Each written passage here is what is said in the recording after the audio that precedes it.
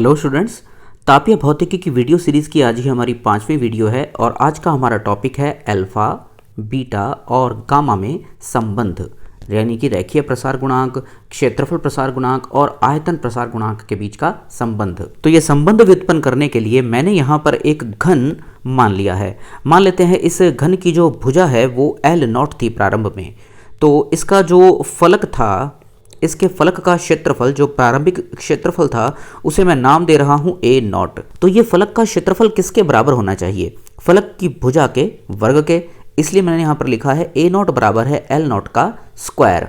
इसी तरह से घन का जो प्रारंभिक आयतन था, अब घन का आयतन होता है उसकी भुजा का घन, इसलिए V0 यानी कि उसका प्रारंभिक आयतन बराबर होना चाहिए उसकी जो प्रारंभ में भुजा थी उसकी लंबाई का घन। यहाँ घन का जो प्रारंभिक तापमान है वो है T0। अब इस घन को गर्म किया जाता है जिससे इसके ताप में वृद्धि होगी। घन का तापमान डेल्टा टी बढ़ चुका है, यानी कि इसका अब तापमान हो चुका है T0 प्लस डेल्टा टी।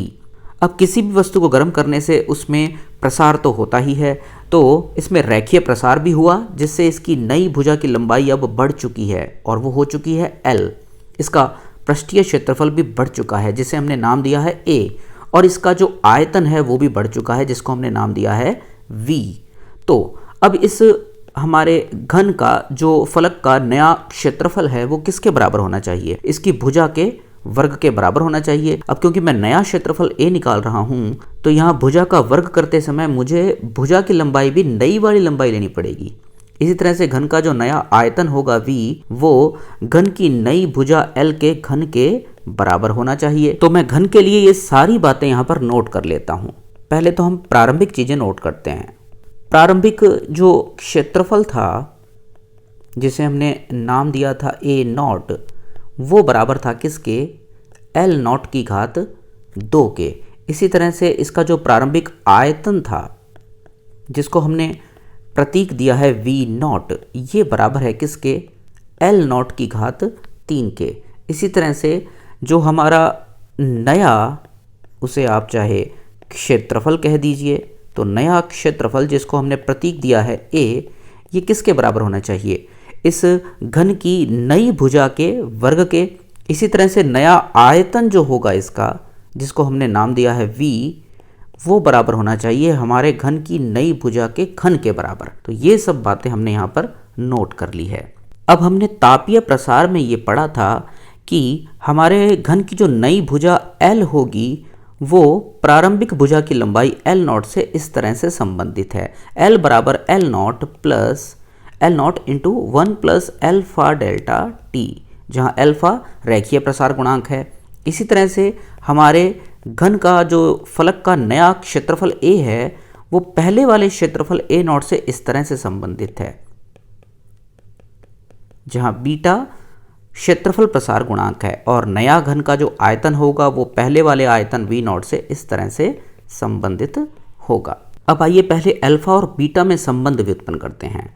देखिए, घन का जो नया पृष्ठीय क्षेत्रफल है उसे मैं इस तरह से लिख सकता हूं, यानी कि हमारे घन का जो पहले वाला पृष्ठीय क्षेत्रफल था A0 और अब थोड़ा सा बढ़ गया है डेल्टा A, तो नया पृष्ठीय क्षेत्रफल कितना हो गया? A0 plus delta A। और ये नया क्षेत्रफल इस तरह से भी लिखा जा सकता है, नई भुजा की लंबाई का वर्ग, ऐसे भी तो लिखा जा सकता है इसको। लेकिन हमने रेखीय प्रसार में देखा था कि नई भुजा L जो है वो पहले वाली भुजा L0 से इस तरह से संबंधित है। तो अब यहाँ पर मैं L की जगह ये वाली L की वैल्यू पुट कर दूंगा, तो मुझे मिलता है L0 ब्रैकेट में 1 प्लस अल्फा डेल्टा टी और इसकी घात 2, क्योंकि हमें यहाँ पर वर्ग करना है। तो आइए यहाँ पर वर्ग करते हैं। वर्ग करने से होगा क्या? ये जो यहाँ पे ब्रैकेट में L0 है इसका वर्ग तो मैं बाहर लिख सकता हूँ, तो मुझे मिलेगा A0 प्लस डेल्टा A बराबर होगा L0 की घात 2 ब्रैकेट में 1 प्लस अल्फा डेल्टा टी की घात 2। अब इधर देखिए जरा, ये जो डेल्टा A है, क्षेत्रफल में जो वृद्धि है, ये अब क्षेत्रफल प्रसार गुणांक से इस तरह से लिखी जा सकती है। हमने उस आर्टिकल में पढ़ा था, A0 की जगह A0 और डेल्टा A, इसे मैं इस तरह से लिख सकता हूँ, बीटा A0 डेल्टा T। समीकरण में दाईं ओर हमारे पास है L0 की घात 2 और ब्रैकेट में 1 प्लस अल्फा डेल्टा टी की घात 2। अब यहाँ से देखिए ए नॉट और ए नॉट ये तो कॉमन आ गया, तो हम लिखेंगे ए नॉट और ब्रैकेट में 1 प्लस बीटा डेल्टा टी और राइट हैंड साइड में एल नॉट की घात 2 into 1 plus alpha delta T की घात 2। अब इधर देखिए ये ए नॉट किसके बराबर है, ए नॉट बराबर है एल नॉट की घात 2 के, तो यहाँ से ए नॉट से एल नॉट की घात 2 ये तो कैंसिल हो गया, तो हमें मिलता है ये बराबर है इस क्वांटिटी के, यानी कि 1 प्लस बीटा डेल्टा टी बराबर होना चाहिए 1 प्लस अल्फा डेल्टा टी की घात 2। तो अब तक हमको ये संबंध प्राप्त हुआ। आइए यहाँ पर दाईं ओर में समीकरण का जो ये पक्ष है इसका हम वर्ग खोल देते हैं, इसका वर्ग कर देते हैं, तो हमें मिलेगा यहाँ पर 1 plus alpha square delta T का स्क्वायर प्लस 2 गुणा 1 गुणा अल्फा डेल्टा टी। अब ये राशि देखिए यहाँ पर अल्फा स्क्वायर डेल्टा टी का स्क्वायर, देखिए अल्फा की कोटि बहुत कम होती है, इसका मान लगभग 10 की घात -4 या 10 की घात -5 की कोटि का होता है। तो अगर आप इतनी छोटी संख्या का वर्ग करेंगे तो जो परिणाम आएगा वो और भी बहुत ज़्यादा छोटा आएगा, तो ये राशि लगभग नगण्य है। तो इसे नगण्य अगर मान लें तो हमें मिलता है 1 प्लस 2 अल्फा डेल्टा टी, और ये किसके बराबर है बाईं ओर 1 प्लस बीटा डेल्टा टी के। अब यहाँ से आप देख सकते हैं 1 से 1 तो कैंसिल हो गया, तो अंत में मुझे मिलता है बीटा डेल्टा टी बराबर है 2 अल्फा डेल्टा टी। फिर से यहाँ से डेल्टा टी से डेल्टा टी कट गया, तो अंत में मुझे अल्फा और बीटा में संबंध मिलता है कि बीटा बराबर है 2 अल्फा, या इसको हम ऐसे भी लिख सकते हैं कि अल्फा बराबर है बीटा बटे 2। तो ये तो हुआ अल्फा और बीटा के बीच का संबंध। अब आइए अल्फा और गामा के बीच संबंध व्युत्पन्न करते हैं। घन के नए आयतन को इस तरह से लिखा जा सकता है v not plus delta v, जहाँ v नॉट हमारे घन का प्रारंभिक आयतन है और डेल्टा v जो है वो घन के आयतन में होने वाली वृद्धि है। लेकिन हम नए आयतन को ऐसे भी तो लिख सकते हैं, उसकी जो नई भुजा है उसका घन, और हमने अभी अभी रेखीय प्रसार में देखा है कि L बराबर होता है L not into 1 plus alpha delta T. तो अब हम यहाँ पर L की जगह L का ये मान रख देंगे, तो हमें मिलता है L नॉट ब्रैकेट में 1 प्लस अल्फा डेल्टा टी और इस पूरे की घात 3। अब इधर बाईं ओर देखिए ये जो डेल्टा V है ये आयतन में होने वाली वृद्धि है, और हमने तापीय प्रसार में देखा था कि डेल्टा V जो है इसे इस तरह से लिखा जा सकता है प्रारंभिक आयतन V not into gamma into delta T, और दाईं ओर ये जो है यहाँ से हमें मिलेगा L नॉट की घात 3 और ब्रैकेट में रह गया 1 प्लस अल्फा डेल्टा टी की घात भी 3।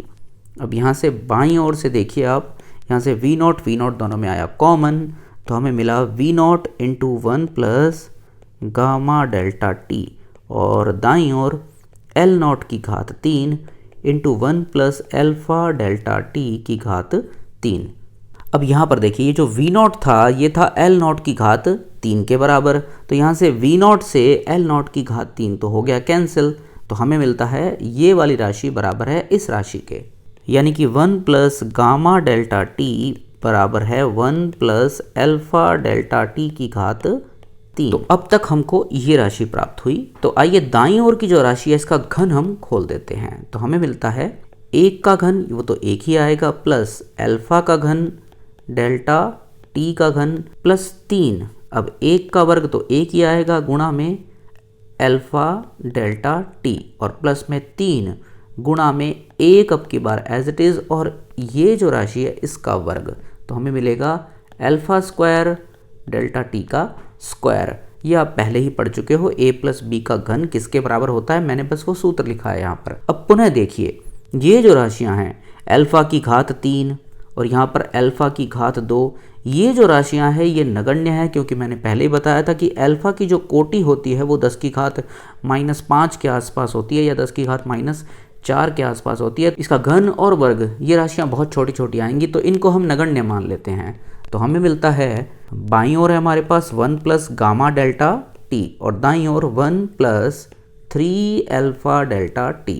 फिर से यहाँ से 1 से तो 1 कैंसिल हो गया, तो हमें मिलेगा गामा डेल्टा टी बराबर है 3 अल्फ़ा डेल्टा टी।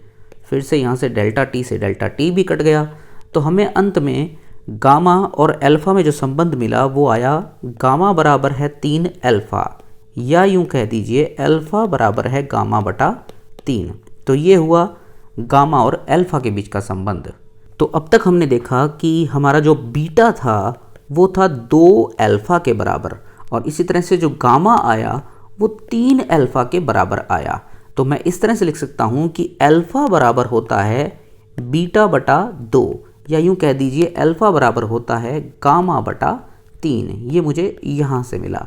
तो ये एक लाइन में इन तीनों के बीच का संबंध हो गया। या आप इस पूरी समीकरण को 6 से गुणा भी कर सकते हो, तब आपको मिलेगा 6 अल्फ़ा बराबर है 3 बीटा बराबर है 2 गामा। ये भी अल्फ़ा बीटा और गामा के बीच का संबंध है। अब अंत में अगर आप इनके बीच का एक अनुपात निकालना चाहें अल्फ़ा बीटा और गामा का, तो वो भी आप निकाल सकते हैं, अल्फ़ा अनुपात बीटा अनुपात गामा। आइए हम सबके जो मान है वो अल्फ़ा के पदों में ही रख देते हैं। तो अल्फ़ा की जगह तो अल्फ़ा पड़ा है, और हमारा जो बीटा है वो अल्फ़ा के 2 गुने के बराबर होता है।